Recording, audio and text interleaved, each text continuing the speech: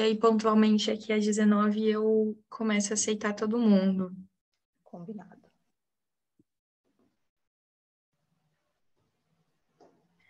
Da última vez tinha algumas pessoas que não desligavam o microfone. Bom que agora eu sei como desligar o microfone das pessoas. Eu nem sei fazer isso também, ainda bem. É que você tá como administradora, você consegue, né? Uhum. Eu vou ver se eu consigo te colocar como co-host aqui. Ih, mas Aqui, acho que eu vou ó. fazer confusão, Tis, eu nem sei mexer. É? Vai, eu Ah, aceitei, mas eu nem coloquei. sei.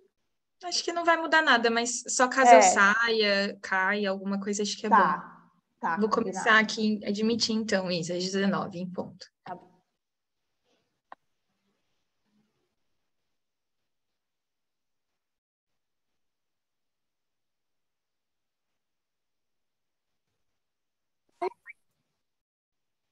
Ya lo único es, también una broma aquí, lo hago y yo entro yo.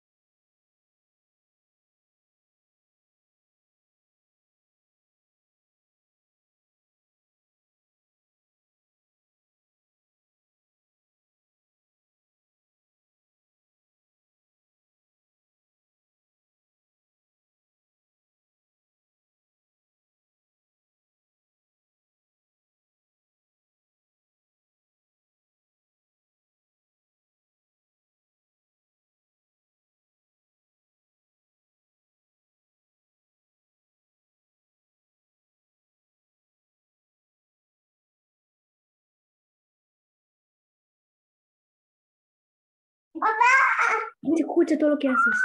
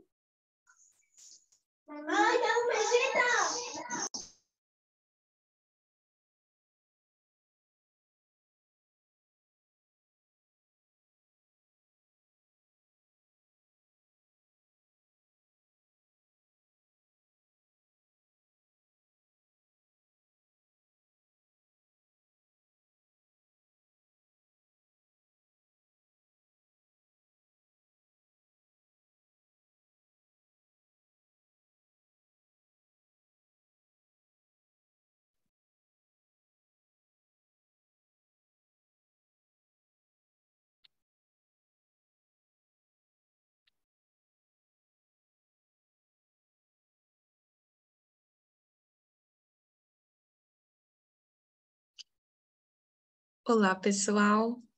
Boa noite a todos e todas. Sejam bem-vindos e bem-vindas. Meu nome é Maria Beatriz, eu sou coordenadora do projeto Integra na Círculos de Hospitalidade. Eu sou uma mulher branca, de olhos e cabelos castanhos. No momento, eu estou usando um batom marrom, uma camisa estampada e estou num fundo branco com alguns livros em algumas prateleiras. Tenho um prazer muito grande em estar aqui hoje, em participar desse evento. Então, queria agradecer a todo mundo que está aqui conosco hoje. É muito bom estar com pessoas interessadas em compartilhar esse momento hoje conosco. Então, em nome da Círculos de Hospitalidade, eu agradeço a todo mundo que está participando desse evento super especial. A gente tem um material bem preparado e muito bacana para compartilhar com vocês. E para começar, então, a nossa grande noite de hoje, eu queria convidar a nossa palestrante, Isabela Lourenção, para se apresentar. Isa, obrigada pela sua participação no evento de hoje. Oi, muito obrigada. Primeiro, agradecer o convite, né, estar aqui conversando de assuntos tão relevantes, tirando dúvidas, é super importante. Me apresentando um pouquinho, meu nome é Isabela Lourenção, eu sou advogada, sou especialista em direito das famílias e direito das mulheres e atuo na junção dessas áreas, né, principalmente no direito das famílias. Eu tenho uma página, né, no Instagram, onde eu compartilho informações também sobre direito da família, depois posso deixar aqui para quem se interessar, sempre tentando deixar de uma maneira mais simples, né, para todo mundo, mais acessível para todo mundo também.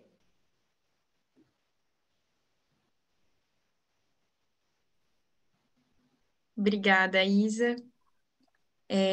Bom, então, hoje, o tema do nosso evento é Direito da Família. Hoje serão apresentadas algumas informações sobre guarda, pensão e divórcio. Inicialmente, eu vou apresentar brevemente a Círculos de Hospitalidade e o Projeto Integra, e depois eu vou convidar a Isa para conduzir o resto da conversa com vocês. Então, para a gente começar essa conversa tão bacana de hoje, eu queria falar que no final do evento a gente vai ter um espaço para responder dúvidas, mas vocês podem, ao longo do evento, enviar algumas perguntas pelo chat, vocês podem abrir o microfone quando vocês acharem importante para fazerem perguntas também. A ideia é que seja um diálogo e que vocês possam realmente trazer esse conteúdo que é importante para vocês para conduzir o nosso evento hoje. Eu queria também informar vocês que a gente vai passar uma lista de presença hoje para que seja possível ser emitido o certificado de participação no evento. Então, eu vou enviar o link dessa lista de presença aqui pelo chat e, por favor, preencham para que a gente possa enviar depois por e-mail para vocês o certificado de participação. Bom, então, eu vou dar início aqui à apresentação da Círculos de Hospitalidade do Projeto Integra. Deixa eu compartilhar minha tela com vocês.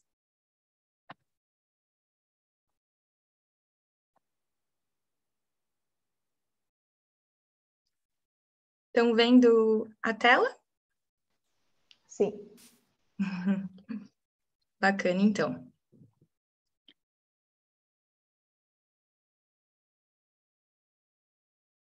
Só um minutinho.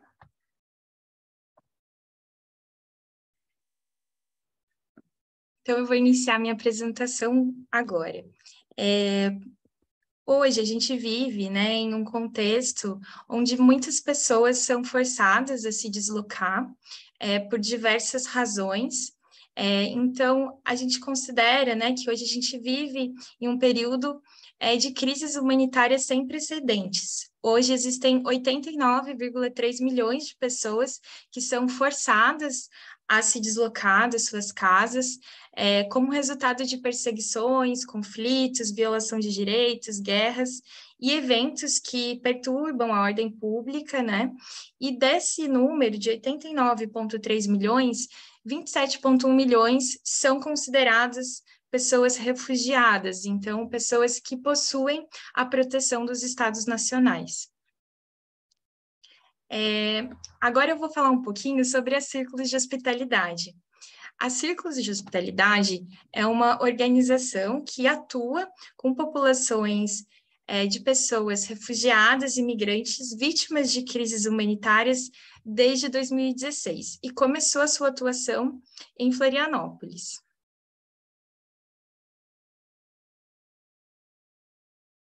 A missão da Círculos de Hospitalidade é regenerar a cultura de paz e de hospitalidade em tempos de xenofobia e de crises humanitárias. Então, o que a gente faz na Círculos de Hospitalidade, né? Quais são os nossos serviços? A Círculos de Hospitalidade é uma organização que atua nos eixos de proteção e integração de populações refugiadas e migrantes, e busca conscientizar a sociedade de acolhida a respeito de fluxos migratórios e deslocamento forçado. Então, a gente busca, por meio das nossas atividades, reforçar ações que possam integrar as pessoas migrantes e refugiadas na sociedade de acolhida. Então, o nosso objetivo, acima de tudo, é que as pessoas possam reconstruir as suas vidas aqui no Brasil. Agora eu vou falar um pouquinho sobre a história da Círculos. Então, ao longo dos últimos anos, a Círculos desenvolveu alguns projetos no âmbito educacional, socioeconômico, cultural, com essa intenção, né, de facilitar e humanizar o processo de integração de comunidades de refugiados e imigrantes da sociedade de acolhida. Então, inicialmente, a Círculos começou como um pequeno projeto, onde eram ensinadas mulheres migrantes português por meio de classes. A Círculos de Hospitalidade foi crescendo nos últimos anos e hoje, em 2022, a gente conta com 5 projetos dentro da nossa organização. Então, a gente tem o projeto Integra, o projeto Humanidade em Ação, o projeto I Hear You, o projeto em parceria com a OIM, e também um projeto de reunião familiar.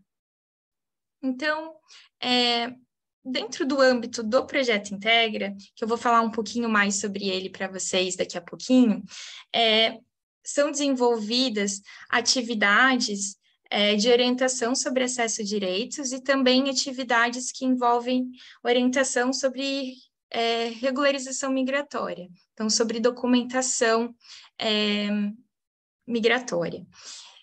Além do Projeto Integra, a gente tem também o Projeto Humanidade em Ação, que é um projeto de proteção que oferece doações financeiras e de itens básicos e promove cuidados de saúde mental. Dentro do Projeto Humanidade em Ação, são oferecidas doações financeiras para auxílio de aluguel de famílias em situação de vulnerabilidade, principalmente. Além desses 2 projetos, a gente tem o projeto I Hear You, que é um projeto de atendimento médico nas áreas de clínico geral, otorrinolaringologia e Covid-19. Então, dentro desse projeto, são oferecidos atendimentos gratuitos, presenciais em Curitiba e online também, para diversos estados no Brasil. Quem realiza esses atendimentos é um médico sírio, então ele também realiza o atendimento em outros idiomas, além do português. Dando seguimento, a gente também tem uma parceria com a OIM, que vai ser renovada em setembro desse ano. Então, dentro desse projeto vão ser desenvolvidas atividades no eixo de empregabilidade, no marco do projeto Oportunidades, da Agência da ONU para as Migrações.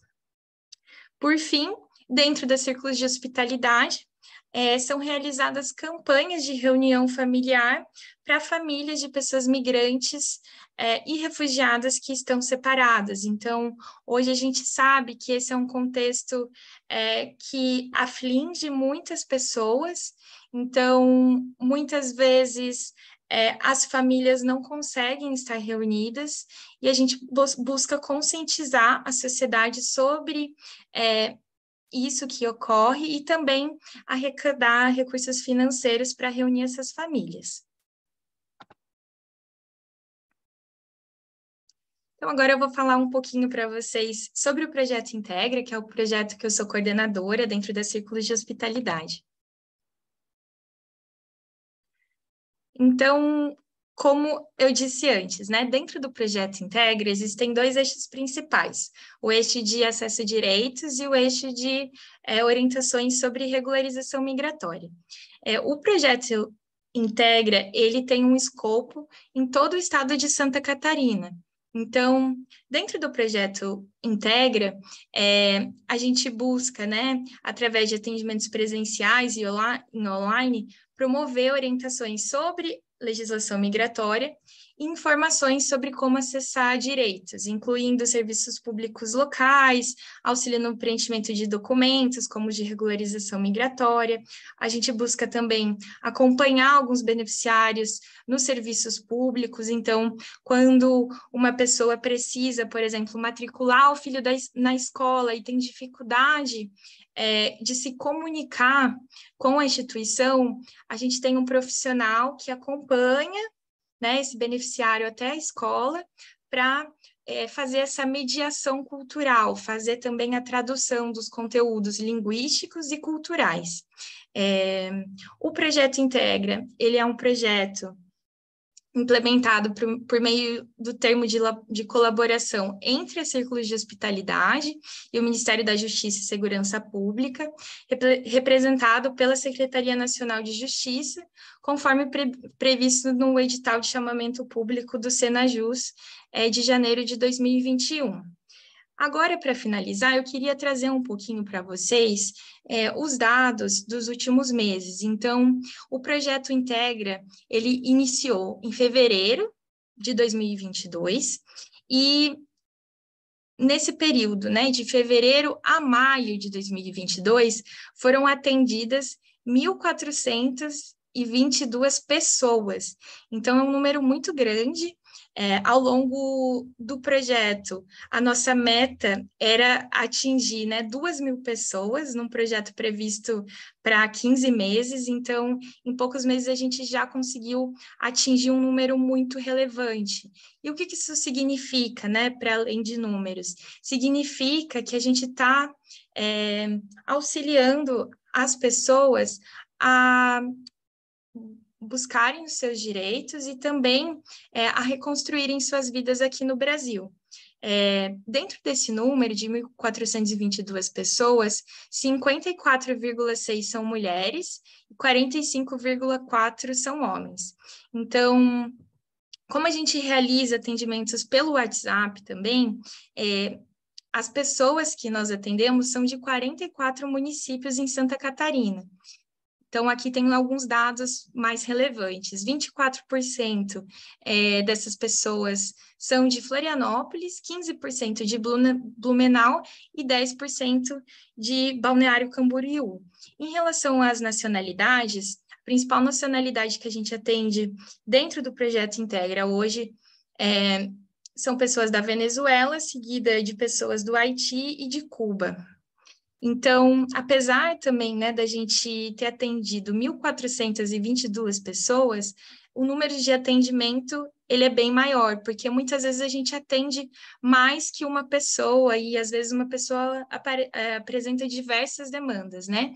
Então, a gente estima que foram realizados mais de 1.710 atendimentos nesse período de fevereiro a maio de 2022.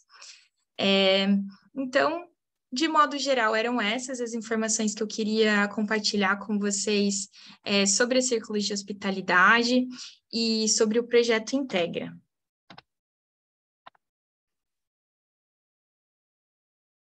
Agora, eu passo a palavra para Isabela para conduzir a roda de conversa. Bom, vamos lá. Acho que tem uma missão de deixar os termos jurídicos um pouquinho de lado.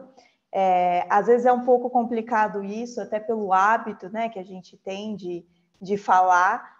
Então, eu vou pedir, se tiver muito termo que vocês não estejam compreendendo, podem mandar no chat. A ideia é, como a Maria Beatriz falou, a gente conversar, ser uma roda de conversa. Eu separei algumas informações que eu acho relevante, né, que eu acho importante da gente conversar sobre esses assuntos, mas deixo aqui aberto para que, se vocês quiserem um assunto mais urgente, mais importante, vocês podem ou abrir o microfone ou mandar, né, no chat, como vocês preferirem fazer, para que seja mesmo efetivo, para que eu possa dar a informação que realmente vocês estejam precisando.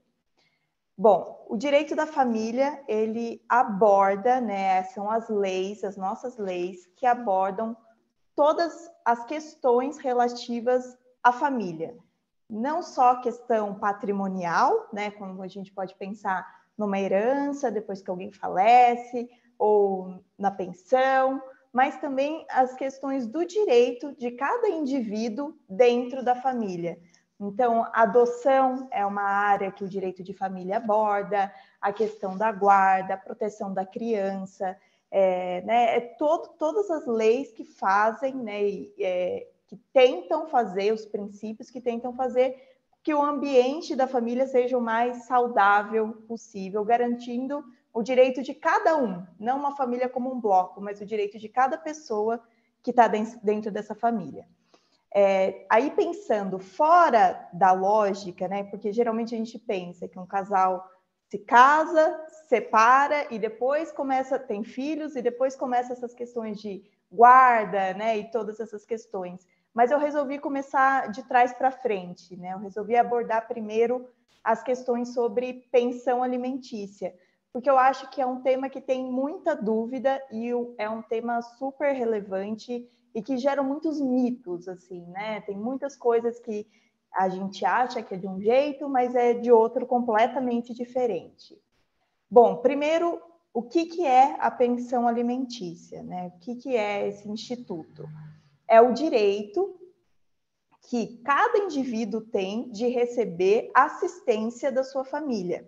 A gente pensa, num primeiro momento, do filho em receber, né, a pensão alimentícia ali dos pais, mas pode acontecer de todos de dentro de uma família terem obrigação de arcar com a pensão. Então, um filho pode ter a obrigação de pagar a pensão para um avô, para um pai, por exemplo, quando ele está idoso, ou para um avô, ou para uma mãe, né? O avô pode ser obrigado a pagar a pensão para o filho, para o neto, mas o que a gente pode pensar o que há de mais comum, né, e que o que pode gerar mais dúvida é a pensão paga do pai para o filho. Né? E por que eu falo pai aqui? É o direito do homem? É o dever do homem em pagar essa pensão? Não é o dever do homem. O que acontece é que a gente ainda tem que a maior parte das guardas de crianças estão com as mães, né? Estão com as mulheres. E aí o pai, que está fora desse âmbito, fora da casa, que possui a obrigação de pagar essa pensão alimentícia. Então, uma mãe pode ser obrigada a pagar a pensão para um filho? Com certeza pode, né? A gente não está vinculando em gênero, nada disso, né? Pode ser que tenha a obrigação de pagar se ela não tiver com a guarda do filho. Se o filho estiver morando com o pai, pode ser que ela tenha a obrigação de pagar. O valor dessa pensão, né? A gente sempre fala que essa é uma questão difícil de se apurar um valor exato. Então, não existe um valor redondo, né? De vai pagar tantos reais por mês, todos os pais devem pagar tantos reais por mês. O que acontece é que a gente leva em consideração o quanto esse pai recebe, né? Lembrando que eu estou falando pai, mas pode ser qualquer outro, os pais que precisam pagar a pensão recebem, e o valor que essa criança precisa para existir. A pensão alimentícia, ela não é para alimentos, para comida, apesar de ter esse nome. Ela é para tudo e toda e qualquer necessidade que essa criança venha a ter ao longo do seu desenvolvimento. Então, a gente pode pensar que esses gastos variam bastante, né? Uma criança que está um bebê que precisa de fralda, de leite, muitas vezes, e uma criança um pouco mais velha pode ser que tenham gastos completamente diferentes. O que importa é que esse valor da pensão, ele integre e pague junto com a mãe que vai receber, né? Integre todas essas despesas da criança, para tudo e qualquer necessidade que ela venha a ter. O que é importante da gente pensar? Que sempre para ter a obrigação de pagar uma pensão, é preciso ter uma ação judicial antes. O que acontece na prática, né? Na maior parte das vezes?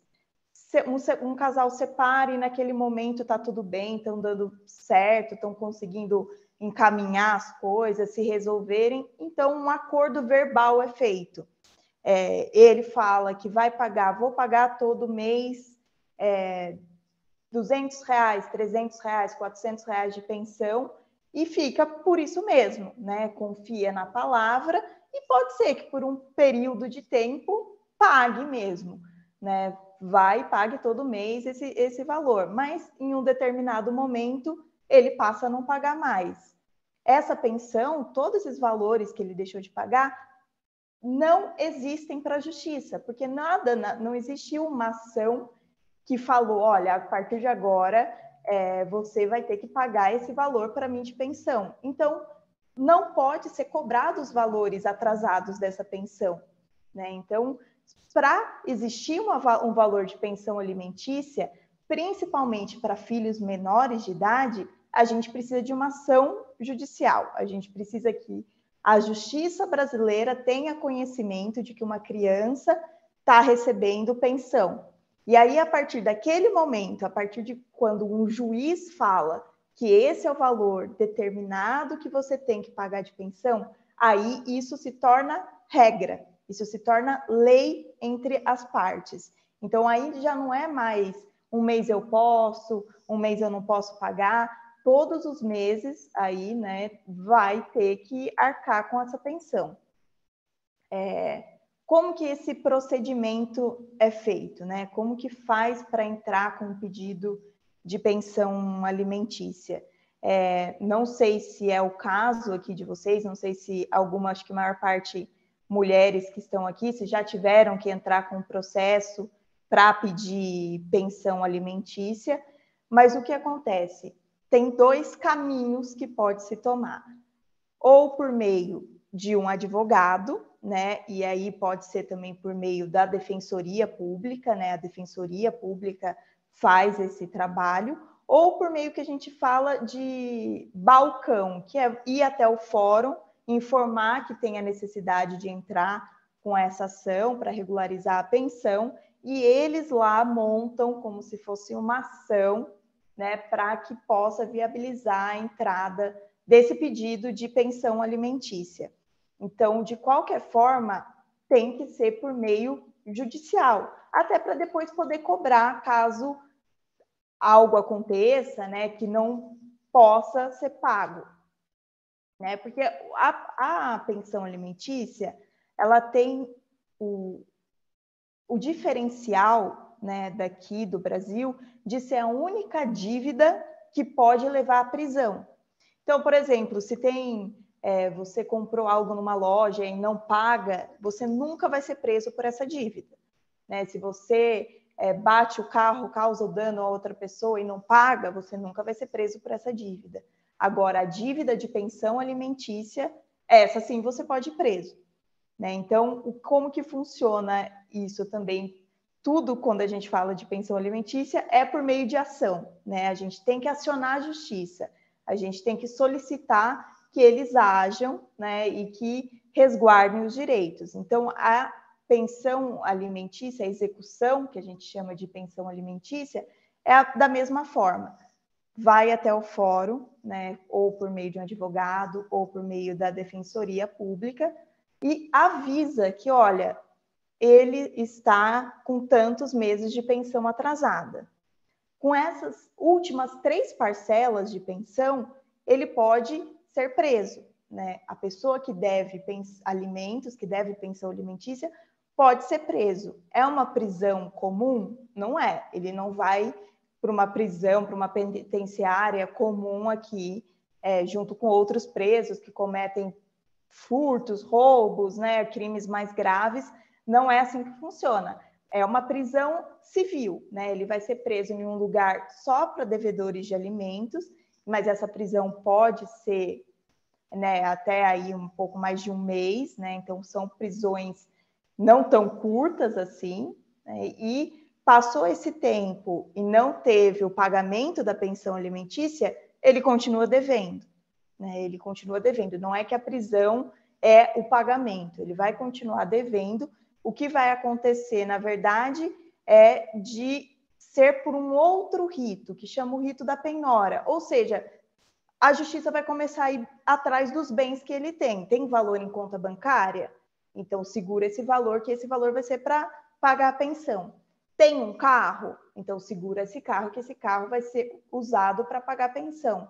Tem uma moto? Né? Então, todos esses bens que ele tiver vai ser usado para arcar com o valor de pensão alimentícia. Porque o que a gente coloca ali é sempre o direito da criança, dela ter condições de ter uma vida digna, de não passar necessidade. Se ele tiver, por exemplo, desempregado, que é algo que é bem questionado, né? Com o desemprego, ele para de pagar pensão se ele está desempregado? Não, né? Para um pai parar de pegar a pensão, ou para uma mãe, né? Eu estou usando sempre esses termos, mas aí vocês vão entendendo que é qualquer pessoa. Mas para deixar de pagar a pensão alimentícia, são casos extremos, né? Algo que realmente impossibilite ele de, por exemplo, uma internação no hospital, né? Algo bem grave, uma doença terminal, né? Mas não o desemprego. O que vai acontecer é que no momento de entrar com essa ação para determinar os valores, vai ser fixado um valor para caso de emprego, então quando o cenário está tudo certo, está trabalhando, né, está conseguindo arcar com as despesas, e um valor para quando tiver desempregado, né? E esse valor que quando tiver desempregado é o que vai continuar devendo, né, em caso de não poder pagar o valor cheio. Então já é estipulado na hora que entra com a ação um valor para caso empregado e um valor para caso desempregado. E para parar de pagar esse valor de pensão, como que isso acontece? A gente tem que o valor da pensão alimentícia aos filhos, ele é devido até terminar os estudos, né? Então, é com 18 anos que para de pagar a pensão alimentícia? Não necessariamente. Se o filho completou 18 anos, não está estudando e, por exemplo, está procurando emprego ou começou a trabalhar, aí sim não há necessidade de pagar pensão e pode-se entrar com uma ação de exoneração, que a gente chama, uma ação para parar o pagamento. Mas caso esse filho, por exemplo, entre num curso técnico ou atrase o ensino médio, vai terminar o ensino médio com 19, né, 20 anos, ou então entra numa faculdade, vai cursar uma faculdade, esse valor não pode ser suspenso, né? O filho tem direito a receber esse valor de pensão até que complete seus estudos. Se isso vai ser com a faculdade, após terminar a faculdade, pode suspender. Pode suspender automático, né? Bom, fiquei sabendo, ou meu filho me falou que terminou a faculdade, ou meu filho completou 18 anos, hoje não está mais estudando. Isso, da mesma forma que começou com uma ação, vai terminar com uma ação. Só vai estar desobrigado, ou seja, só vai estar livre de pagar pensão alimentícia quando houver uma ação onde o juiz fale, olha, ok, eu vi todas as provas, realmente o filho é maior de idade, não está estudando, ou aconteceu alguma situação que possibilite isso, agora esse valor de pensão alimentícia pode ser suspenso. Então, a partir de agora, a pessoa fica desobrigada a pagar o valor de pensão. Eu não sei se tem alguma dúvida, se alguém quer falar alguma coisa.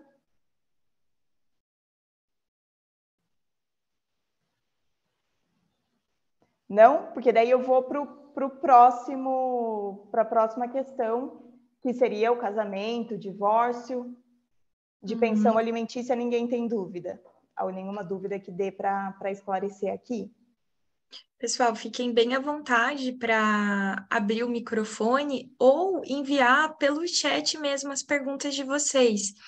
E se vocês quiserem indicar também ali no chat qual que é o principal tema de interesse de vocês. Então, por exemplo, vim para o evento buscando mais informações sobre pensão, vim para o evento buscando mais informações sobre divórcio.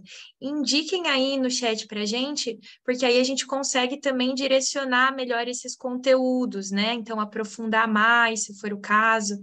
Podem ficar à vontade mesmo para participarem.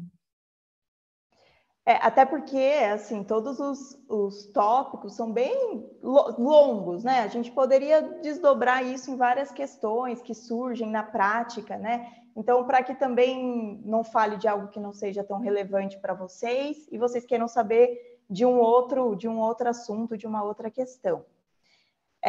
Bom, eu vou passar então para abordar o casamento, né? Como que funciona o casamento aqui. E aí, se for surgindo alguma dúvida, se vocês lembrarem de alguma dúvida, inclusive de pensão, aí vocês podem mandar por aqui e a gente vai pausando para responder essas perguntas. Bom, o casamento, ele é uma formalidade, né? Então, que determina que um homem e uma mulher, ou uma mulher e uma mulher, ou um homem, né, estão casados. Até pouco tempo aqui no Brasil, o casamento só podia ser feito em casais héteros, né? Então, entre um homem e uma mulher. Isso foi quebrado, né, aos poucos pelos nossos tribunais, que foram abrindo brechas para que essas relações homoafetivas sejam reconhecidas. Então, hoje em dia, aqui no Brasil, homens, né, casais homoafetivos de qualquer forma, podem se casar formalmente também. Isso é feito de uma maneira simples, burocrática, mas simples, né? Então, precisa ir até um cartório de registro de pessoa civil, que são os cartórios onde fazem a certidão de nascimento, a certidão de casamento, a certidão de óbito, esses são os cartórios, com uma série de documentos que eles costumam já relacionar quais são esses documentos, e testemunhas que vão comprovar aí que esse casal pode se casar. O que significa testemunha dizer que o casal pode se casar? Que um não é casado em outro estado, outro país, né? Que não há nenhuma outra relação, que eles não são parentes, né? Porque parentes primos, assim, pode, mas o que não pode é um pai casar com uma filha, né? Essas relações mais próximas, um irmão com uma irmã, isso não pode acontecer, né? Então, as testemunhas vão dizer que aquele casal pode se casar. Geralmente, os documentos são documentos pessoais, o comprovante de residência, geralmente essa declaração dessas testemunhas. Mas todas essas informações o cartório consegue passar, né? É um processo de habilitação que a gente chama, que pode se estender um pouquinho mais, mas geralmente são questões simples, né? De levar documentos que eles solicitam e comprovar que pode haver o casamento, né? E eles analisam se pode haver o casamento. Qual que é o grande problema, né, do casamento? Qual que é a grande questão que a gente tem? sempre que uma pessoa se casa com outra, a gente tem o regime de bens que começa a valer. Quer queira, quer não queira, existe o regime de bens que começa a valer. O problema é que muitos não sabem quais são esses regimes de bens e não sabem quais são as consequências deles depois que essa união acabar. Essa união pode acabar pelo divórcio, quando um do casal decide que não quer mais, mas essa união também pode acabar pela morte de um deles. Então aí a gente vê casais, ex-casais brigando muito tempo por conta de bens, ou então depois, né, com a morte de um deles, entra uma discussão com a família, né, a gente tem que esses inventários duram anos discutindo, porque pouquíssimo se sabe dos regimes de bens. Como que acontece aqui no Brasil? Quando não se escolhe o regime de bens, então quando os noivos, no momento de se casarem, não determinam, olha, eu quero esse ou aquele regime de bens, qual vai ser empregado, qual vai ter validade, é o da comunhão parcial de bens. Então, a grande maioria da população brasileira é casada por esse regime, porque ele é o regime regra. Então, se vocês não falam qual o regime que vocês querem, a gente vai colocar esse regime como regra. O que acontece no regime da comunhão parcial de bens? Todos aqueles bens que foram comprados durante o casamento, então, se o casamento durou 5 anos, durante esses 5 anos, eles vão ser divididos ao meio, metade para um, metade para outro. Todos os bens. Não importa se um trabalhava, o outro não. Não importa se um pagou tudo, o outro não. Não importa, aliás, bens e dívidas, né? Então, todas as dívidas que tiverem ali durante o casamento também é dividido ao meio. Não interessa se foi você que comprou o bem, né? Não interessa se você sabia ou não da existência desse bem. Todas as dívidas e todos os bens vão ser divididos ao meio. Se por acaso a pessoa tivesse um bem antes de se casar, então tinha uma casa, um apartamento, um carro, uma moto antes de se casar, esse bem continua sendo só da pessoa. Então, o que vai ser dividido é o que comprou durante essa união, o que vocês adquiriram durante essa união. Tem como fugir disso? Tem, escolhendo outro regime. Então, a gente tem, eu vou falar de uma forma bem rapidinha desses aqui, porque cada um tem várias peculiaridades, assim, né? Mas tem o regime, por exemplo, da comunhão total de bens, que aí todos os bens antes e durante o casamento vão ser divididos ao meio. O da separação obrigatória, que a lei impõe, que, por exemplo, pessoas maiores de 70 anos, elas têm que casar pelo regime da separação de bens, para que nada do que ela tinha antes seja compartilhado com a pessoa, né? Para a gente evitar o golpe do baú, que a gente chama, né? De uma pessoa se aproveitar ali de uma pessoa idosa, né? Enganar ela de qualquer forma e se aproveitar e ficar com os bens dela. Então, a gente tem que maiores de 70 anos só pela comunhão, pela separação total de bens. Então, a comunhão universal comunica tudo, separação não comunica nada. A obrigatória ou a que vocês decidem que quero total separação dos bens de todos, né? Então, isso tem que ser feito antes do casamento. No momento que você vai se casar, você determina o bem que você, o tipo de regime de bens que você tem.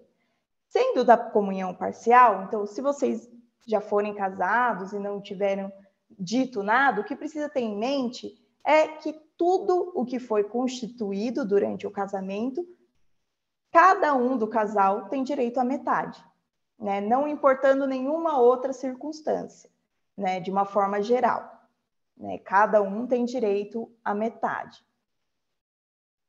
O fato é que aqui, e não sei se é um caso de vocês também, muitos casais não formalizam o casamento.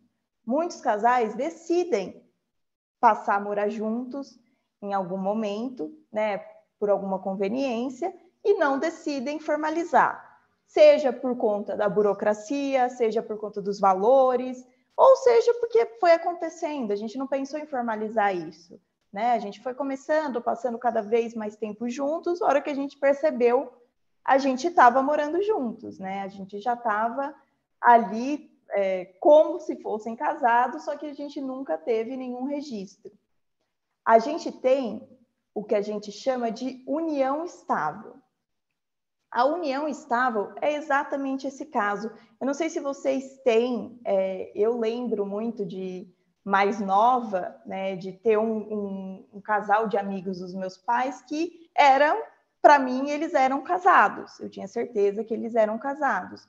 Moravam juntos, tiveram filhos, saíam para férias juntos. Então, tudo da vida de casado. Eles só nunca tinham registrado o casamento por meio de uma certidão.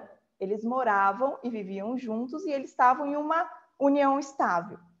União estável, então, mesmo que não haja o registro desse casamento, se a relação, né, entre os dois ali for como se fosse de casado, que é o que muitos casais, né, têm essa configuração, muitas famílias, a gente vai ter praticamente os mesmos direitos e os mesmos deveres que existe em um casamento. Então, mesmo não havendo esse registro, mesmo as pessoas não decidindo se casar, ela vai ter os mesmos direitos como se fossem casadas. Inclusive, essa questão patrimonial. Então, da mesma forma que no casamento, se eles não escolhem, os noivos ali no momento de casar, não escolhem o regime, né, que desejam se casar, na união estável, também não escolhendo, também não tendo registro dessa união de qualquer forma, o regime vai ser da comunhão parcial de bens. Ou seja, tudo que foi comprado no casamento vai dividir metade a metade durante essa união. O problema maior da união estável é que, diferente do casamento, a gente não tem uma data. Essa data começou, essa data terminou. As coisas vão acontecendo, muitos casais nem lembram, né? Não sei que data que a gente passou a morar junto, não sei que data que a gente constituiu família, eu não sei a data, né? Então, no momento de acabar essa união, e aí, de novo, ou pela morte, ou por decidir pela separação, muita discussão acontece com relação a isso. Mas nessa data que você comprou o carro, a gente estava junto ou a gente não estava junto? Eu tenho direito à metade desse carro ou não tenho direito à metade desse carro? E toda essa discussão é feita na justiça, por meio de uma ação que serve para reconhecer que essa união estável existiu e dissolver, ou seja, acabar com essa união estável. Então, é como se fosse, em um único procedimento, a pessoa casa e se divorcia.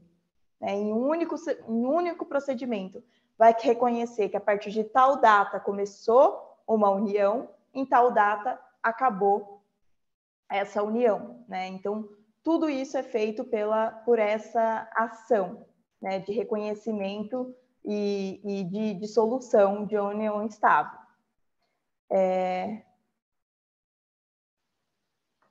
Acho que tem dúvida que estou acessando. Vamos ver, dúvida aqui. Gostaria de saber se mesmo o pai estrangeiro, haitiano ou venezuelano, maior incidência no território que trabalha, a mãe pode indicar o pai para a cobrança de pensão. Ele estando aqui no Brasil, sim. Acho que, Cláudia, eu não entendi direito a sua pergunta. Se você puder abrir o microfone ou explicar um pouquinho melhor.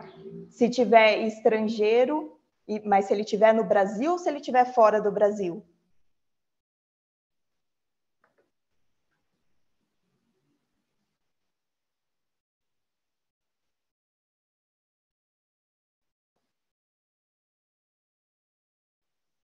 Pode. Pode, no Brasil pode. O que a gente precisa para indicar, né, em uma ação de cobrança de pensão? O que a gente precisa indicar para que essa cobrança seja feita? O que é mais importante indicar? Mais até do que número de documento é o endereço dessa pessoa, desse homem. Então, se ele tiver, mesmo sendo estrangeiro, se ele tiver aqui no Brasil, pode ser cobrado. O que precisa ver? se anteriormente teve uma fixação de pensão aqui. Então, se ele participou de uma ação que esse valor foi fixado, né? Então, a gente só pode ter uma cobrança de uma pensão se anteriormente teve um valor para ser fixado. Se, por exemplo, não teve essa ação, precisa, antes de qualquer coisa, entrar com uma ação para fixar o valor de pensão alimentícia, e aí ele estando no Brasil, ele pode ser intimado. É importante sempre o endereço. O endereço é a informação mais importante que precisa ter. E muitas vezes é a mais difícil de conseguir, né? Principalmente quando a relação ali entre os dois já não existe mais há muito tempo. Mas tendo o endereço, ele pode ser intimado e ele pode pagar. Ele estando aqui no Brasil, sim. Inclusive em outro país também, mas aí a gente entra em toda essa questão, né, de ser intimado, ser intimado para uma ação aqui no Brasil já é difícil, imagina fora. Cláudia, avisa aqui para gente se a sua dúvida foi respondida, senão a gente explica um pouco melhor. E se tiver outras dúvidas também, podem enviar ou abrir o microfone. Eu queria chamar vocês, pessoal, para realmente, assim, se vocês se sentirem confortáveis, para compartilhar a situação pessoal de vocês mesmos. Eu estou falando isso porque a gente fez uma outra roda de conversa algumas semanas atrás, e o que foi bacana foi quando as pessoas falavam: olha, a minha situação é essa, o que eu faço? Então, tragam o caso específico de vocês mesmo, porque às vezes a sua dúvida pode ser uma dúvida de uma outra pessoa, e a partir disso a gente vai construindo essa conversa, né? Então, se quiser abrir o microfone, se quiser enviar pelo chat, o que vocês preferirem. A gente tem mais algumas perguntas ali agora, Isa. Se vocês quiserem até o microfone, é mais fácil, que aí dá para entender melhor, né? Vocês podem explicar um pouquinho mais o que está acontecendo. Eu vou pegar as que estão aqui. Vamos lá. Sou casado na Venezuela, mas tenho 8 anos que me separei sem divórcio. Como eu posso me divorciar estando aqui no Brasil e ele no Chile? Bom, se não tiver questão de bens, né? Se a gente não tiver nada de bens a ser resolvido, né? Porque se tiver bens lá no Chile, né? Aí aqui no Brasil é mais complicado resolver, mas consegue fazer a intimação em 2 países diferentes. Então, dá para daqui do Brasil você entrar com uma ação pedindo divórcio e ele ser intimado lá. A dificuldade que a gente tem é da burocracia mesmo para conseguir uma intimação em 2 países, né? Mas dá para entrar com a ação, não tem problema. Só se tiver questão de bens, então se vocês tiverem um imóvel lá, que aí teria que ser resolvido pelas leis de lá.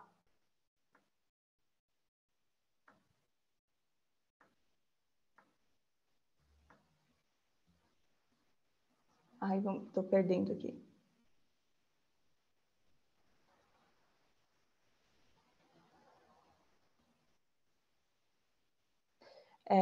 Dificuldade do registro das crianças nascidas no Brasil, porque os pais ainda não têm documentos legais no Brasil. A gente precisa, a qualificação coloca os documentos, né, dos pais, mas a gente consegue fazer, mesmo que os pais não tenham, a criança nascida no Brasil, ela tem que ser registrada aqui, né? Então, até essa questão, acho que Maria Beatriz falou um pouquinho, né, dessas questões de documentos, de legalização de documentos que vocês conseguem intermediar para resolver essas questões, né?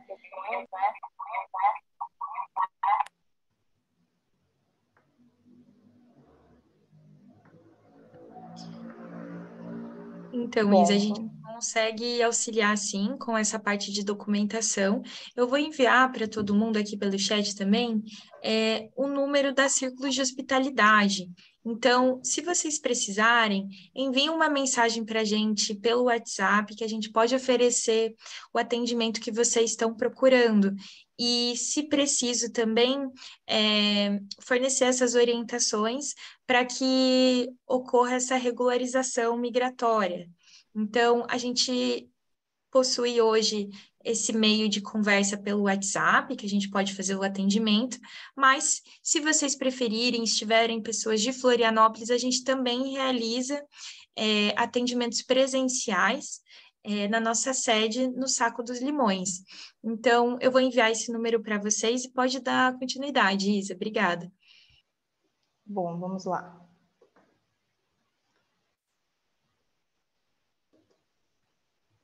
Perdi aqui. Entrei na reunião atrasada e não entendi muito bem aquela questão da pensão e os estudos dos filhos. Claro, como que funciona essa questão e a pensão dos estudos, né? A pensão, ela é devida, né, para todos os filhos até completarem os estudos. Então, muitas pessoas pensam, né, que na maioridade, quando completa 18 anos, que essa pensão para de ser devida. Mas até que o filho complete todos esses estudos, né, que eles completem ou a faculdade ou o ensino médio, né, a pensão ainda é devida. Quando que não vai ser devida? Né? Se perceber e ficar provado que, por exemplo, o filho está enrolando para terminar os estudos só para continuar recebendo pensão. Né? Mas são casos muito específicos e muito individuais mesmo. Na grande maioria dos casos, se há estudo, se o filho está estudando, ele vai continuar recebendo pensão alimentícia, tá? Só se o filho parar de estudar, ou, por exemplo, tiver com algum vínculo empregatício, por exemplo, aí sim.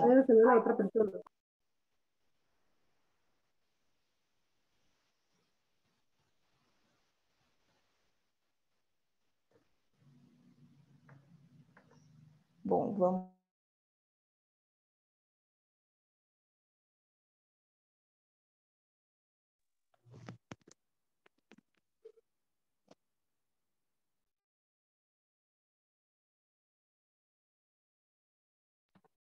Isa, você está no mudo, desculpa interromper. Nossa, eu estava falando super aqui com o microfone. Foi, agora foi. Bom, o pai estando aqui no Brasil, um dos filhos é brasileiro e outro nasceu no estrangeiro, se pode pedir pensão para todos os filhos. Todo mundo estando aqui, sim, né? Entra com uma ação pedindo pensão, os dois filhos. Aí é sempre importante falar que quando é menor de idade, o que acontece é que o filho vai ser representado pelo pai ou pela mãe. Né? Então, apesar da ação ser do filho, o filho vai entrar com a ação, precisa sempre ser representado pelo pai ou pela mãe.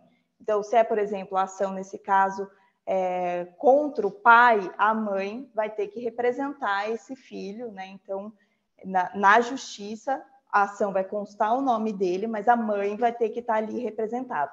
Um menor de idade, ele não pode entrar, né, com nenhuma ação, e não é no nome da mãe que se entra com a ação, é no nome do filho, o filho que vai entrar com a ação. Por isso que às vezes é estranho ver uma intimação, né? Não sei se alguém de vocês já recebeu uma intimação quando se trata de pensão, sai o nome do filho, né? Como se um menor de idade estivesse entrando com a ação, mas ele é sempre representado.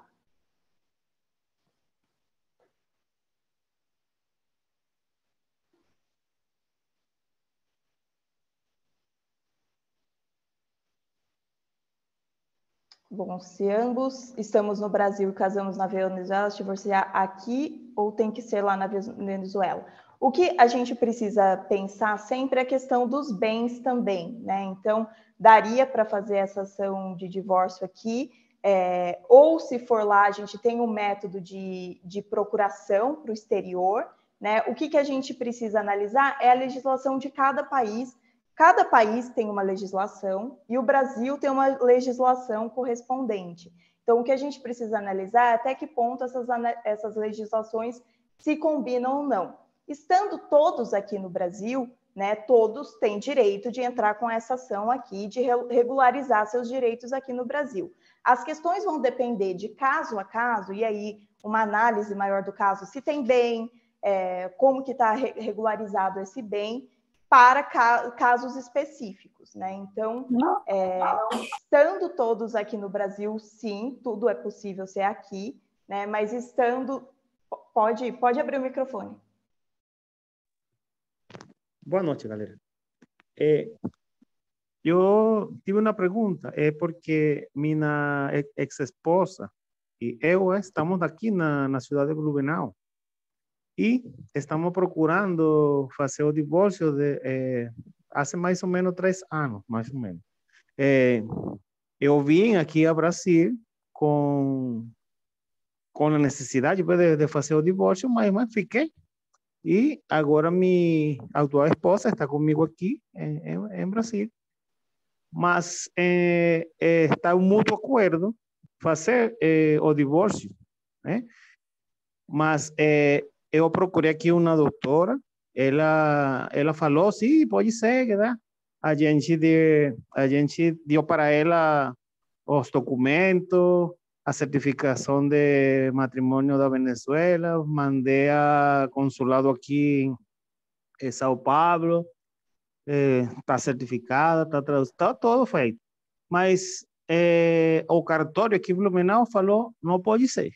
Tem que esse certificado de casamento tem que estar validado no consulado do Brasil que está em Venezuela. Não adianta, eu não vou ir a Venezuela, a Venezuela só a certificar, ou seja, não tem sentido. Então, então, vocês não fizeram por meio de uma ação judicial, vocês fizeram por meio de um acordo entre vocês, de um cartório. Sim, mas agora a doutora aqui em Blumenau, ela fez uma questão judicial, mas ainda tampouco se pronunciou. Judicial. Ella botou aqui a polícia judicial, não sei como se fala o procedimento legal que ela fez. Mas ainda ela tampouco entrou com uma ação mesmo. Ela entrou com uma ação. Porque pelo que eu entendi, vocês tentaram antes, vocês estão em acordo no divórcio e vocês tentaram fazer direto no cartório. Direto. E aí o cartório não aceitou e vai ser para via judicial. Vocês já deram andamento com essa via judicial. Mas ainda não sai. O que acontece? Essa ação judicial, mesmo sendo em acordo, e aí quando envolve uma certidão, né, de casamento estrangeira, ela é um pouco mais demorada. Os cartórios, o que a gente tem um problema no Brasil? Que muitas vezes as regras para os cartórios não são unificadas. Então, por exemplo, eu estou aqui em São Paulo. Muitas vezes algumas regras se aplicam aqui no estado que não aplicam no estado aí onde vocês estão. Né, em Santa Catarina não se aplica. Então, por meio dessa ação judicial, o que vai acontecer é que o juiz vai determinar que o divórcio pode ser feito. E aí, por meio da sentença do juiz, o cartório tem que fazer. Né? Então, a gente dá mais peso e aí já não fica uma vontade de um cartório, um entendimento de cada cartório. Aí é por meio de uma decisão do juiz e aí homologa essa mas já está rolando, então, já está com essa ação em curso. Tem mais ou menos 3 meses, mas eu falei para a doutora aqui, a advogada, e não sabe nada. Então, eu vi este negócio aqui agora no estado. Vou perguntar se tem que fazer outra coisa ou tem que seguir aguardando. O processo aqui, as ações aqui demoram bastante. Então, eu não sei como está o seu caso, como que está o andamento, mas os processos aqui no Brasil demoram. Né? Os processos não vão rápido, a gente tem uma variação de mais de 2 anos, em média, né, dos processos, e isso varia de estado para estado. Então, a demora é normal, não necessariamente é porque está parado ou que está dando alguma coisa errada. O que você precisa ver com ela, você é ter acesso a todas as informações e analisar o que está acontecendo.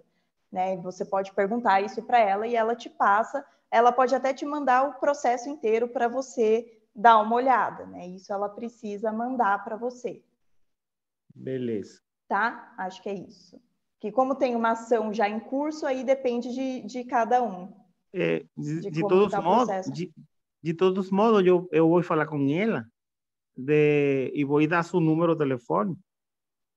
Não sei, aí ela pode quizás pode poner em contato e você assessora ela, não sei. Pode Não, ser? pode ser, pode passar o contato. Depois eu passo Beleza. para a Tisa e a gente tenta ver o que está acontecendo. Obrigado, então.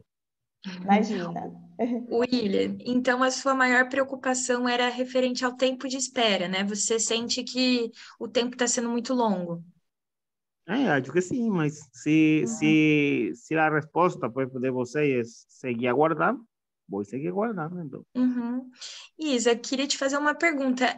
Qual que é o tempo normal, vamos dizer assim, né, para esses processos? Tem uma média ou não dá para prever?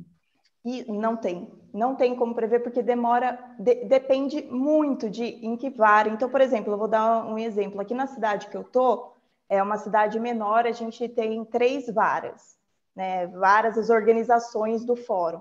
Caiu em uma vara, vai super rápido. Caiu na outra, o mesmo processo demora muito.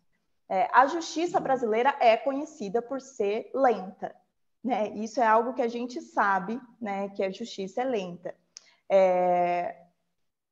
Então, assim, vários obstáculos podem acontecer que podem atrasar. Como ele está me passando, é um acordo. Um acordo geralmente vai um pouco mais rápido, né? Mas não necessariamente. Várias coisas podem acontecer. Então, a gente não tem qual é o prazo, né? Então, pode processos que ficam anos na etapa 1, que é conseguir localizar a outra parte e ela ser intimada para o processo.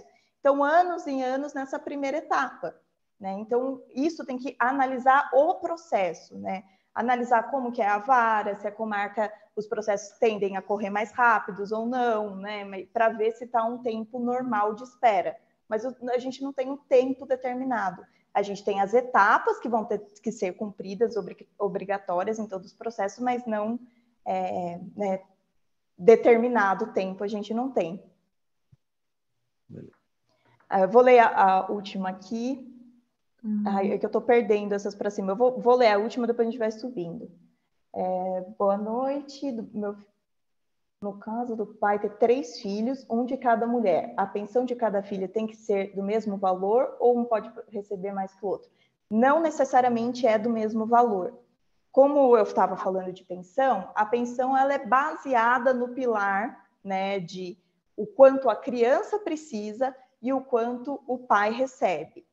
Nessa lógica, o quanto o pai recebe, nesse caso com 3 filhos, né, independente de ser com outras mulheres, o quanto ele recebe é fixo, mas não necessariamente o quanto cada criança demanda. Então, vamos supor, né, no caso de uma criança com necessidades especiais, que precisa de um medicamento, ou que precisa de um tratamento, né, pode ser que cada uma receba um valor, mas se forem todas as crianças mais ou menos no mesmo nível, né, de necessidades, aí o valor vai ser o mesmo. Caso o valor não seja igual, né, dá para entrar com uma ação de revisional, que a gente chama, uma ação para reajustar esse valor.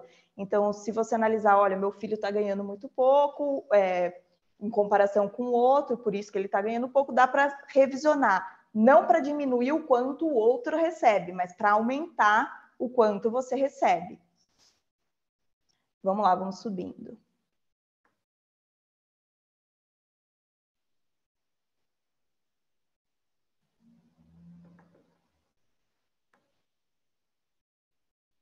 O casamento aconteceu na Venezuela, mas um dos cônjuges mora no Brasil e o outro no Equador. Posso pedir o divórcio aqui no Brasil, através da assessoria, para ser solicitado para o Equador?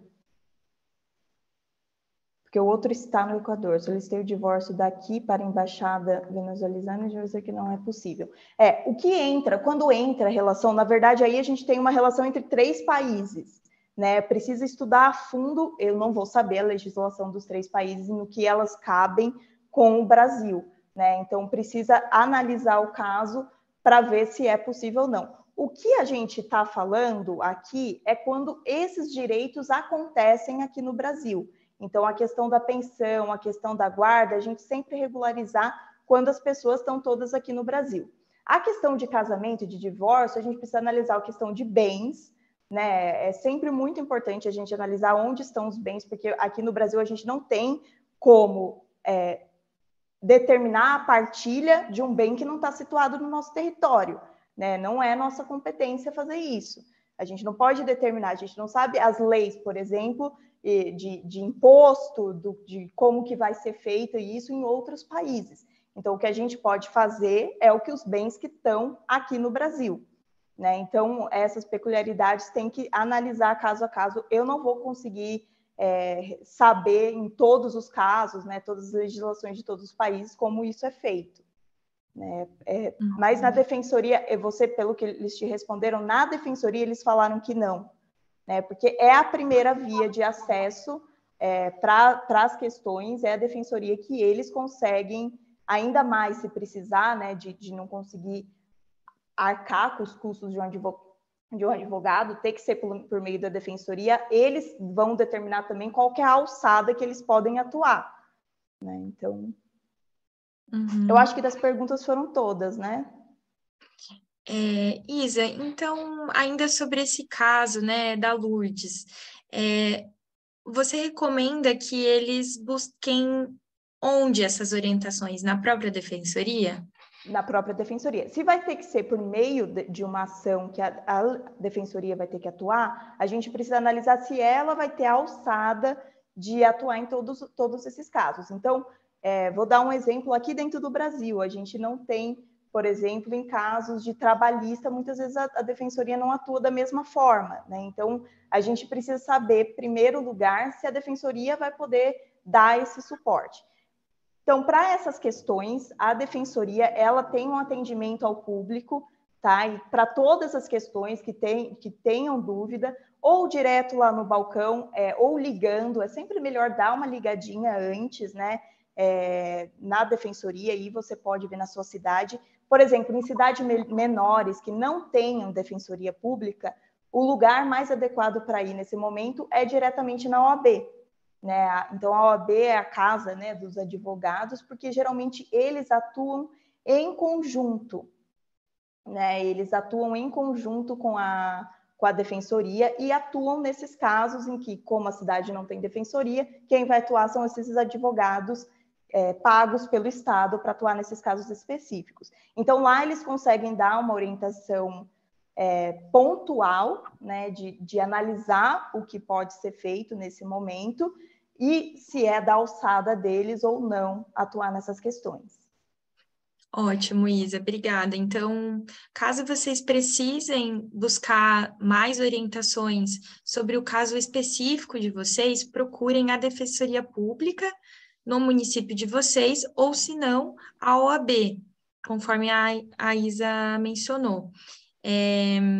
Isa, acho que ficou uma questão aqui da Cláudia, eu não sei se foi respondida já.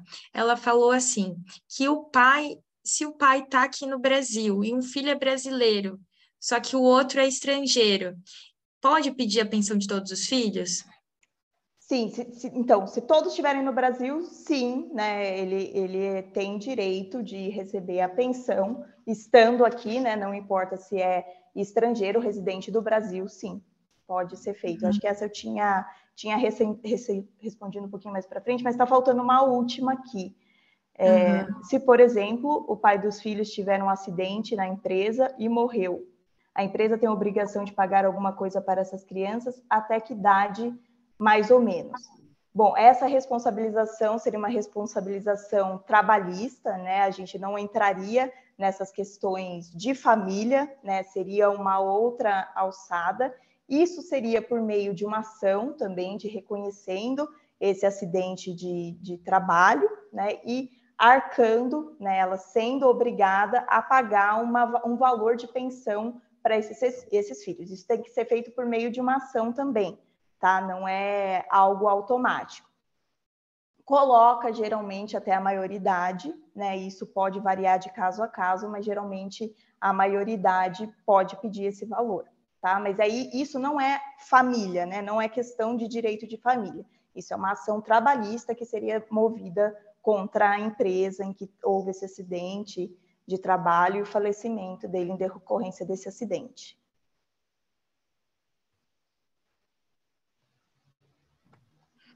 Pessoal, a gente recebeu uma chuva de perguntas ao mesmo tempo, então alguma pergunta não foi respondida, ou mesmo se foi respondida, vocês têm alguma dúvida ainda? Abram o microfone ou enviem mensagens para a gente. A gente não quer ninguém saindo com dúvida do evento aqui hoje, hein? Então, a gente está realmente abrindo esse espaço para poder conversar, para que vocês não tenham que procurar depois um outro espaço para tirar essas dúvidas, né, Isa? Legal que a gente já possa conversar, que vocês saiam esclarecidos hoje sobre os direitos de vocês aqui no Brasil. Então, da Luiziane foi respondido. Ela acabou de enviar aqui uma mensagem para a gente e agradeceu também. A Mary, a Lourdes, as perguntas de vocês foram respondidas. O William disse também, agradeceu, falou que gostou da conversa e que a pergunta foi esclarecida. Então, aguardo aí também a Mary e a Lourdes confirmarem para a gente se tem mais alguma dúvida, se foi respondido, se quer que a gente explique melhor. Qualquer coisa a gente pode detalhar um pouquinho mais também, tá bom? Eu estava subindo aqui um pouquinho, acho que perguntas novas não tem, mas já deixo aberto aqui para quem tiver mais alguma dúvida. Não deu para finalizar tudo, mas o importante é as perguntas, né? O que vier a surgir de vocês.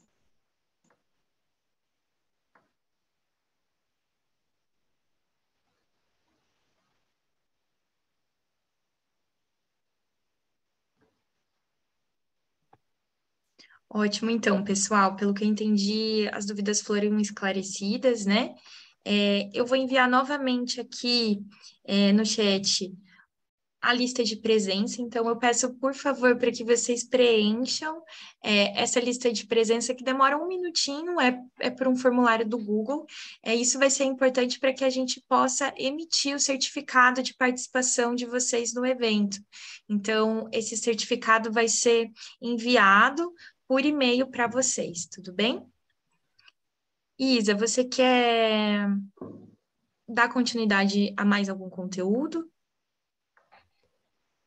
Eu acho que ficou faltando, né, a gente falar um pouquinho da guarda. Eu não sei só se a gente vai ter tempo. Aí você que me fala, se não dá para depois fazer, né, algum outro específico sobre a guarda. Não sei como está a questão do tempo aí. Isa, e se você falar de forma breve sobre esse assunto, né, para não passar em branco, e depois a gente encaminha já para o encerramento, se não tiver mais nenhuma dúvida. Não, perfeito. Bom, da guarda, né, o que é a guarda dos filhos, né? A gente começou falando que essa questão da pensão, né, é sempre fixada para o pai ou para a mãe, né, que não está com a guarda do filho. A guarda, ela é um pouco além da residência, né? A gente costuma achar que é só a residência, mas a guarda é toda e qualquer responsabilidade que o pai e que a mãe têm com o filho. Não significa que o pai que não está com a guarda não tem nenhuma obrigação, né? Continua tendo todas as obrigações inerentes ao filho. A gente tem aqui no Brasil uma modalidade de guarda que a gente chama de guarda compartilhada e que gera muitas dúvidas porque acredito que é metade do tempo com a mãe, metade do tempo com o pai. A guarda compartilhada é compartilhar as obrigações. Né? Muitas vezes, quando a gente fixa um valor de pensão, também é fixada a guarda. E a guarda compartilhada aqui no Brasil, ela é a regra. Então, todos os casais também que não falam que desejam outra modalidade de guarda, é a guarda compartilhada que é aplicada. Então, significa que pai e mãe vão ter que conversar e decidir sobre a vida dos filhos. Né? Decidir onde vão estudar, o que vão fazer de atividade extracurricular, né? Tudo é uma decisão conjunta.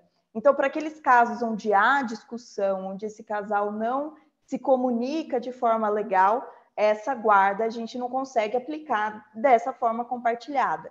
E aí a guarda unilateral, ela é a mais indicada e é a que muitos casais escolhem. Então, um deles exerce essa guarda, né, exerce todas essas tomadas de decisão, e o outro supervisiona. Né? Ele continua com o direito de pai e de mãe, mas ele não tem o poder de decidir essas pequenas coisas da vida cotidiana. Né? Então, a última palavra vai ser quem detém essa guarda unilateral.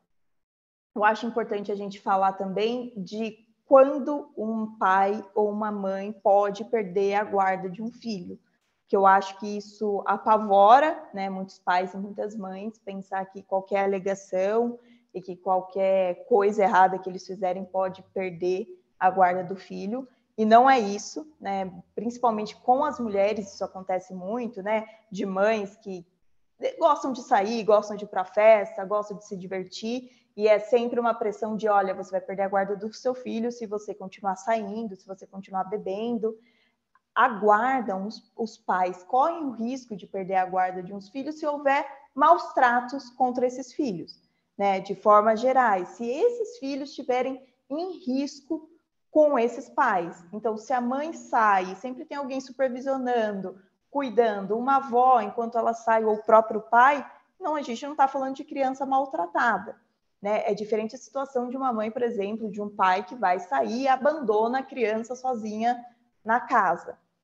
O importante é que sempre que haja risco ou suspeita de que uma criança esteja sendo maltratada, e aí eu estou falando das próprias crianças, dos filhos, pelo outro pai, por um avô, mas também da vizinhança. Se vocês sabem que uma criança está sendo maltratada, que ela está sendo abusada fisicamente, psicologicamente, a gente tem o conselho tutelar, que ele atua na proteção das crianças, é acionado. Claro que a polícia também pode ser acionada, mas esse conselho tutelar, eles que fazem todo o estudo do ambiente para ver se realmente está tendo maus tratos, se realmente aquela situação é de risco para as crianças, e eles que têm o poder de tirar, pelo menos provisoriamente, essa criança do lar e colocar ou numa outra família, né, de parentes, ou então num abrigo até que a situação se resolva, né? Isso acontece também bastante quando um dos pais é usuário de droga, por exemplo, e acaba, pelo seu uso, colocando as crianças em risco. Né? Então, existem muitos mitos e muitas ameaças, né, de tudo que a pessoa faz, que ela vai perder a guarda do filho. Não é dessa forma que acontece, mas a guarda ela sempre precisa ser regularizada judicialmente para que tenha tudo certinho, até que para quem detém a guarda unilateral consiga resolver todas as questões da vida dos filhos, né, sem precisar ter dificuldades, por exemplo, no hospital, em escola, para matricular, para que não tenha nenhuma dificuldade. Eu acho que essas são as questões mais relevantes, assim, bem rapidinho, né, que a gente já está estourando no tempo, mas também, se tiver alguma dúvida, dá para responder ainda sobre a guarda. Bacana, Isen. Agora eu acho que a gente pode, então, encaminhar para o final do evento, né, para o encerramento. Gostaria de perguntar para vocês, se alguém tem alguma dúvida, não fiquem com vergonha, acanhados, né, de enviar agora no final do evento. Tem um tempinho ainda para responder vocês, então fiquem à vontade para abrir o microfone ou para enviar uma mensagem para a gente aqui pelo chat.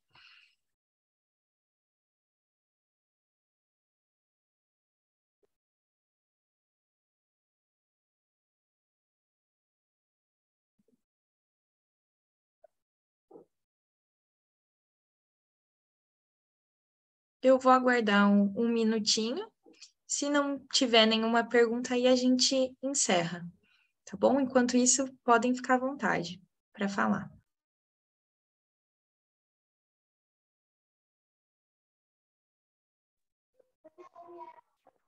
Boa noite. Boa noite. Por enquanto eu não tenho perguntas, só quero agradecer por vocês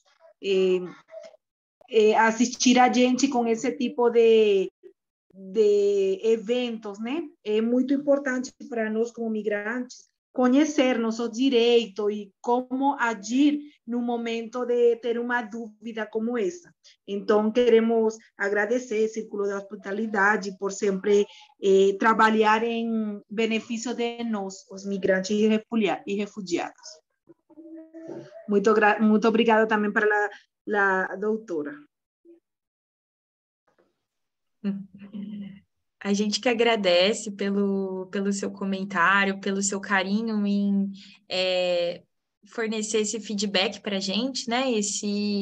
Essa mensagem de como você recebeu o evento hoje. A gente fica muito feliz, espera que tenha sido útil para você, que você, quem sabe, também possa auxiliar outras pessoas com dúvidas, né? Fornecendo orientações ou indicando o nosso número do WhatsApp, indicando para que as pessoas procurem a Círculos de Hospitalidade para receberem orientações mais precisas sobre o caso delas. Então, acho que isso seria o mais adequado, né? Então, fico muito feliz e agradeço. Em relação ao contato da Isa, Isa, o que você acha de divulgar para o pessoal a sua página no Instagram? Ah, perfeito. Acho que eu vou colocar aqui o arroba, que eu acho que fica mais fácil. No Instagram, eu tenho uma página que eu passo vários vídeos e posts, né, falando sobre os direitos, principalmente do direito da família e das mulheres, né? Então, sempre tem conteúdo lá. Eu vou colocar aqui porque ele é meio chatinho de escrever. Ótimo, Isa, obrigada. Então, essa é a página da Isa ali no chat, no Instagram, é o Desatando Nós. Se vocês tiverem qualquer questão, vocês podem enviar uma mensagem pelo Instagram, né, Isa? Isso, fica perfeito. Acho que lá fica um canal de comunicação legal, sempre estou olhando as mensagens por lá. Acho que pode ser tudo por lá. É só copiar, né, esse nome do jeito que se tá e jogar lá que aparece. E o bacana é que nesse canal, pelo Instagram, a Isa também compartilha outras orientações, outras informações que podem ser relevantes para vocês. Então, acompanhem também as redes sociais da Círculos, que a gente está sempre postando informações importantes para vocês, né? Então, @Círculos de Hospitalidade. E a Reina aqui disse pelo chat que mais para frente seria interessante falar sobre o processo de naturalização no Brasil. Isso, Isa, é algo que a gente recebe muito, assim, então tem muitas pessoas que nos procuram pedindo mais orientações sobre isso. Muito obrigado, Reina, acho que é uma ótima dica. Vou realmente, assim, tentar encaminhar isso aqui internamente na organização. Quem sabe a gente não consegue organizar algum outro evento, né? A Mary perguntou se onde que a reunião vai ficar gravada. Então, essa reunião, ela está gravada aqui no Zoom. Se for do interesse de vocês, a gente pode disponibilizar ela num Drive. Então, posso disponibilizar um link para que vocês possam, quando for necessário, consultar, né, essa conversa de novo, retomar isso. Então, se for interessante, me avisem aqui pelo chat que eu posso fazer isso. Então, a Mary gostaria. Beleza, então, Mary, eu faço isso e encaminho para vocês por e-mail. Então, pela última vez, no dia de hoje, vocês já devem ter cansado, né? Vou pedir para que vocês preencham a lista de presença para que a gente possa emitir o certificado de participação de vocês. A gente pode encaminhar agora para o encerramento do evento. Queria agradecer a Isa, que de forma muito maravilhosa compartilhou essas informações, de forma muito clara também, objetiva. Gostaria de agradecer a participação de todos e todas aqui. Então, tiveram muitas perguntas, uma chuva de perguntas ao mesmo tempo, que fez toda a diferença. Acho que é bacana quando a gente, mesmo, né, às vezes com vergonha ou desconfortável, que a gente consiga, dentro desse desconforto, ainda assim se movimentar, esclarecer quais são as nossas questões, né? Acho que isso ajuda a gente a se organizar melhor. Então, agradeço a todo mundo que participou, em nome da Círculos de Hospitalidade. Então, eu encerro o evento de hoje e agradeço mais uma vez a presença de todo mundo. Obrigada.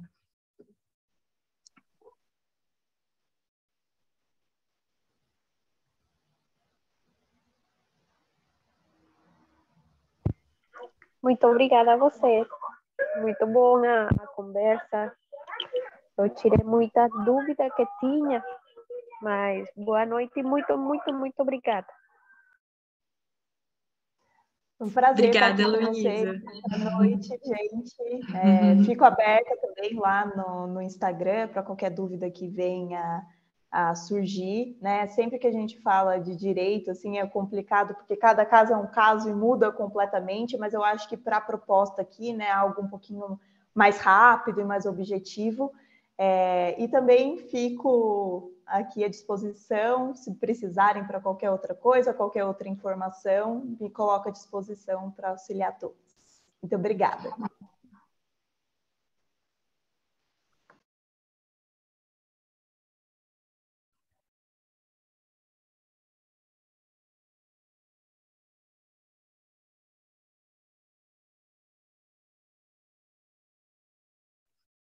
Então, muito obrigada. Tchau, tchau, pessoal. Até mais.